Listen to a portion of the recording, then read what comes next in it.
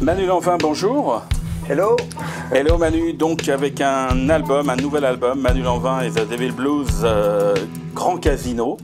Alors cet album, j'ai l'impression qu'il est un peu particulier dans ton parcours et que c'est un album qui est arrivé, pas par hasard, mais presque. Bah, tant mieux qu'il soit perçu comme ça. Il vaut mieux créer de la surprise qu'être dans la redondance. C'est toujours particulier au bout de finalement 4 albums avec le Devil Blues. Effectivement, on peut être dans une forme de redite.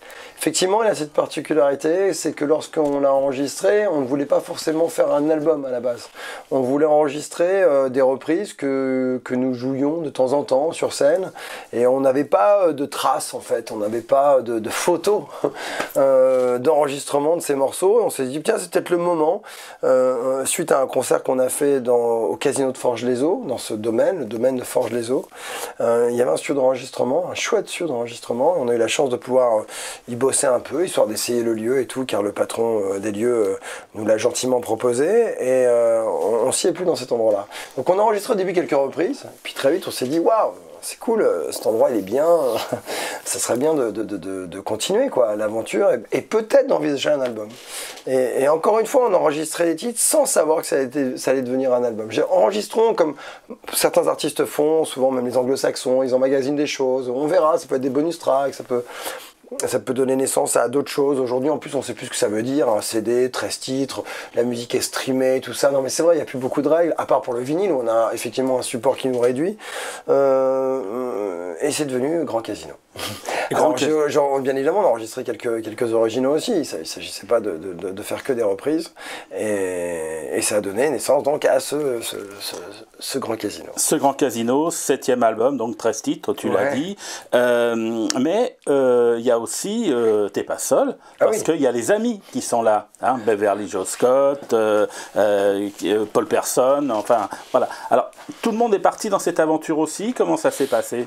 Ça, c'est arrivé dans un deuxième temps. Lorsque j'ai su qu'on commençait à être dans un processus de production, je me suis dit, lorsque j'ai commencé à composer les titres, certains nouveaux titres, je me suis dit, qu'est-ce qu'on peut envisager justement pour faire un album un peu différent de son prédécesseur, qui était Blues Blues and Rock'n'Roll. Qu'est-ce qu'on peut faire ? J'ai dit, tiens, Grand Casino, ça m'inspire quoi ? Ça m'inspire un peu de Las Vegas, ça m'inspire plus de musiciens, et c'est pour ça qu'il y a plus de musiciens d'ailleurs sur cet album.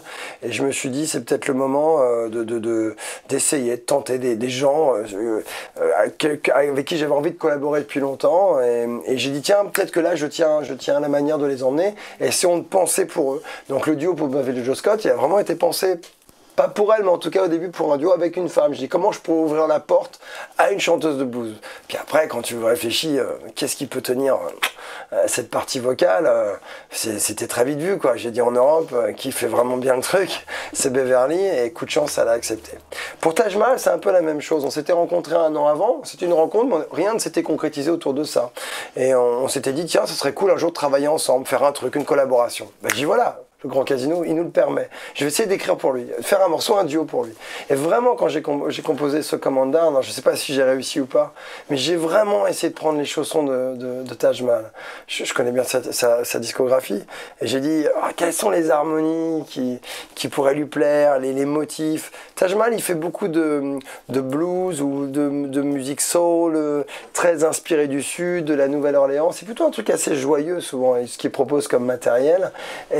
Et ce Come On Down, je pense, est dans la couleur, je pense, sans vouloir avancer, dans ce qu'il a déjà plus ou moins fait, quoi.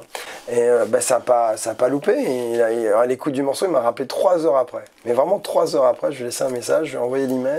3 heures après, il m'a appelé, il m'a dit, Manu, je suis à Paris dans peu de temps et on enregistrera ce duo ensemble. Voilà. Tu parlais de reprises tout à l'heure. Il y a 2 reprises, notamment Satisfaction des Stones et puis AC/DC Highway to Hell. Là, tu as mis ta patte sur les 2. Ouais. Bah oui, l'idée c'était pas de plagier, parce que des groupes de reprises ou des cover bands, en plus c'est la grande mode en ce moment des cover bands, il y en a qui le font tellement mieux, quoi. Je veux dire, je vais pas m'essayer, puis à quoi ça servirait que je fasse à l'identique la version des Stones, tout en sachant que je ne suis pas Mick Jagger, je ne le serai jamais, quoi. Donc non, l'idée c'était de les détourner, mais ces morceaux-là, déjà, quand on les jouait, on les détournait. C'est ça qui est amusant quand on fait une reprise, je trouve. Il faut essayer de pas non plus trahir trop l'essence des morceaux. Et là, c'était cool. Sur ce titre-là, je la connaissais, l'essence. Parce que que ce soit Keith Richards, Mick Jagger, ou même Angus Young, c'est des gens qui ont écouté le blues, qui l'ont dévoré. Donc je savais que si j'arrivais à tenter de remettre dans un contexte original les morceaux d'où ils venaient quelque part, finalement, je pense que je ne trahissais, j'avais pas l'impression de trahir leur travail. J'espère que si un jour ils écoutent les versions, qu'ils ne crient pas « Oh, diable, qu'est-ce qu'on nous a fait là? On nous a détruit notre morceau ». Non, c'est ça qui est amusant, ce qui m'a amusé, c'est de détourner un peu les choses, ouais.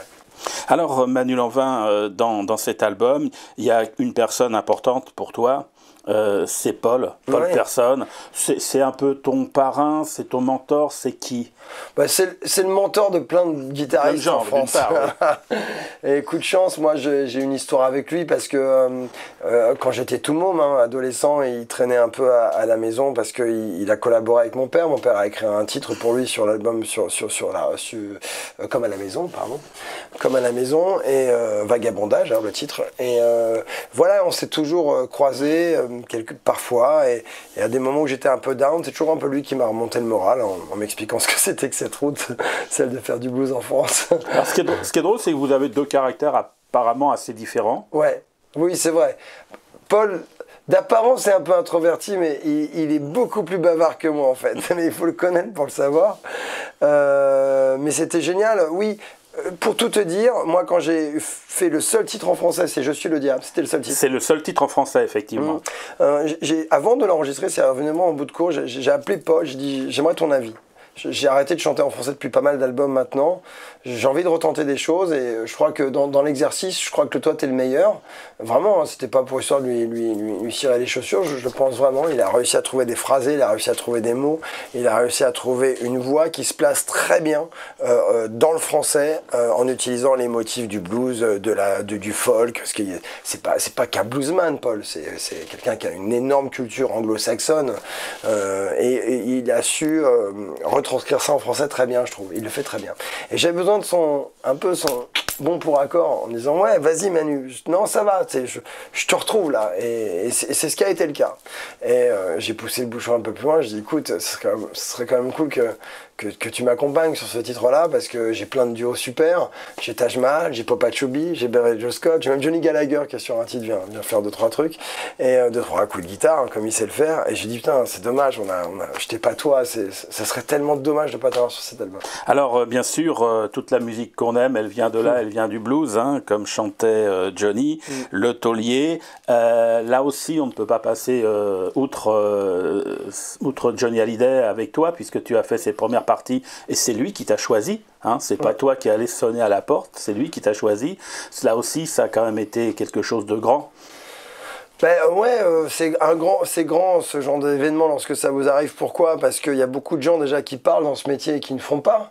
Donc lui, c'était lors d'une soirée qu'il s'est engagé à le faire. Il est venu me voir jouer sur une île où il passait beaucoup de temps à Saint-Barth. Et je jouais l'été, j'animais un festival qui est le Saint-Barth Family Festival. Et à chaque fois qu'on jouait, il venait. Il réservait sa table avec sa femme, ses amis. Il venait nous écouter. Et c'est à la fin d'un petit concert qu'il m'a dit tu ouvriras pour moi l'année prochaine si tu le peux. Donc déjà c'est ça qui est énorme, c'est un mec qui tient sa parole parce que je le répète, dans ce métier il y en a très peu. Il y en a très peu qui l'ont tenu en tout cas avec moi et lui avait ce truc là. D'ailleurs je lui en avais fait la remarque, il avait été étonné, mais il dit pourquoi moi quand je dis quelque chose je le fais. Moi je fonctionne aussi comme ça. J'apprends à ma fille, quand on dit quelque chose on le fait. Alors après on peut dire ouais c'est bizarre, c'est mec très rigide, psychorigide. Non c'est pas psychorigide, forme de respect quoi. Tu avances quelque chose à quelqu'un, tu le fais rêver. Tu ouvriras pour moi. Vous vous rendez compte, ouvrir pour Johnny Hallyday, cet énorme star qu'il était, qu'il est toujours, joué sur des scènes incroyables. Il y avait une machinerie hallucinante sur Hallyday. Vous avez les meilleurs techniciens sur Hallyday. Vous avez les meilleures équipes techniques en France, c'est lui qui les a, parce qu'il a besoin de filer un show qui soit toujours très riche et très haut de gamme. Donc c'est sûr que ça vous fait rêver, mais si on vous appelle pas après, bah, la désillusion, elle est forte. Et pour nous, les bluesmen qui sommes des gens sensibles, on peut vite retomber dans le trou. Et ben lui, il a tenu parole et ça a été génial d'ouvrir pour lui. Il y a d'autres artistes super qui ont ouvert pour lui. Voilà, on venait faire le tour de scène pour essayer de chauffer les gens et ça s'est plutôt très bien passé. Quand tu avais 13-14 ans, que tu as commencé la musique, je crois que tu as commencé par la batterie, c'est ça? Ouais, ouais. Est-ce que tu imaginais que ça serait le fil de ta vie et que ça serait ton métier? La première fois où je suis monté sur scène avec mon premier groupe de copains, on avait 13 ans, 13-14 ans, c'était à la maison quartier de Cergy Pontoise pour la fête de la musique, avec que ma bande de potes, avec qui je suis encore d'ailleurs très copain, qui ont totalement arrêté la musique, sont dans d'autres choses, sont plus dans le cinéma et l'image et tout ça. Et je me rappelle très bien, j'ai ce souvenir très net de lorsqu'on est remonté sur scène, la première fois où j'ai mis mon pied et que je me suis placé comme ça au centre, j'étais déjà chanteur, avec devant le micro, que je me suis positionné devant, je me suis dit, ici c'est ma maison. Et personne ne me l'enlèvera, cette maison. Et c'est le blues qui t'a habité dès le départ, ou est-ce que tu allais te balader un peu Ben, au début, j'ai pas compris tous les liens. J'ai mis du temps à comprendre tous les liens. Moi, je suis autodidacte, hein. Donc j'étais bien évidemment inspiré. Lorsqu'on est guitariste, on écoute tous les guitar héros. Donc très vite, j'étais orienté vers Jeff Beck, Jimi Hendrix, Jimmy Page, Eric Clapton. C'est ces trucs qu'on écoutait. On écoutait là où il y avait de la guitare, ou même des artistes à l'époque un peu plus contemporains qui arrivaient. Je pense à Jeff Healey, tout ça. J'écoutais ça. Mes parents écoutaient ça. Donc bien évidemment, je repiquais les plans. Je me suis beaucoup inspiré de ces gens-là. Et c'est plus tard, beaucoup plus tard, vraiment plus tard. J'ai même fait des albums solo qui étaient dénués peut-être de cette essence-là du blues où elle n'était pas assez évidente. C'est quand j'ai compris que tous ces guitar héros, ils avaient beaucoup écouté les anciens et je suis tombé, j'ai remonté un peu le temps en fait. Et c'est ce qui a construit le Devil Blues. C'est ce qui a construit le Devil Blues. Bien évidemment, moi je me considère pas comme un bluesman. Les ayatollahs du blues ne comprennent pas forcément mon histoire. Moi j'essaye bien évidemment d'y apporter un peu de modernité, une manière un peu différente de comment il a été joué, il a été pensé, parce que je pense qu'on ne rivalisera pas avec les anciens. Je ne pense pas, en tout cas j'ai pas envie de m'y essayer. L'idée pour moi c'est, voilà, moi j'ai pris plein de choses qui m'ont plu dans la soul, dans le blues, dans le rock'n'roll, dans le rhythm and blues, et c'est ce qui a consisté, c'est la recette du Devil Blues, ça. Mais c'est quand même sympa de se retrouver sur la même scène avec Popa Chubby quand même. C'est génial. Popa Chubby, j'adore, mais Popa Chubby c'est un guitariste de rock'n'roll, plus un guitariste de rock'n'roll qu'un guitariste de blues d'après moi. Mais dans le monde du blues, il compte quand même. Hein. Oui, mais il compte, mais faut savoir un truc bien évidemment qui compte, et bien évidemment, et qui connaît très bien le blues, et qui le joue aussi quand même, mais il faut comprendre qu'ici, souvent, c'est un peu un fourre-tout le blues en France. Non mais vraiment, c'est pas du tout... on aime bien procéder par étiquette, comme ça. Même lui me confiait, même Calvin Russell, pour qui j'ai travaillé pendant de nombreuses années, il dit, mais moi, je veux pas qu'on m'estampille uniquement blues. Je suis un folk singer, je suis un songwriter, je fais du rock and roll, je fais du boogie. Il y a de la soul dans ma musique. C'est ça qui est intéressant quand on fait de la musique. Faut pas absolument... D'après moi, la musique, c'est la liberté. Donc, il faut rien s'interdire. Il faut respecter et s'inspirer des anciens et de manière peut-être habile, trouver une forme d'habilité pour justement ensuite y mettre quelque chose de personnel. C'est ça qui est intéressant dans le travail artistique. Grand Casino, Manu Lanvin, donc Manu Lanvin et le Devil Blues, 13 titres, 7e album. Ouais. Merci Manu. Et est-ce que en passant au casino de Forges-les-Eaux, tu es allé faire un tour voir les machines à sous? Bien sûr. Et t'as gagné? J'ai jamais gagné parce que j'avais pas le droit de jouer. Parce que quand t'es pote avec le directeur du casino, tu n'as pas le droit de jouer. C'est une règle. Alors je l'ai respecté, on a tellement été bien reçus au casino de Forges-les-Eaux que j'ai jamais voulu déroger à la règle, mais j'adorais m'y balader après les séances d'enregistrement pour entendre le bruit des pièces qui tombent, les mecs qui espèrent que ça tombe. Il y a un truc, il y a une atmosphère assez cool, je trouve, dans les casinos, moi qui me plaît beaucoup.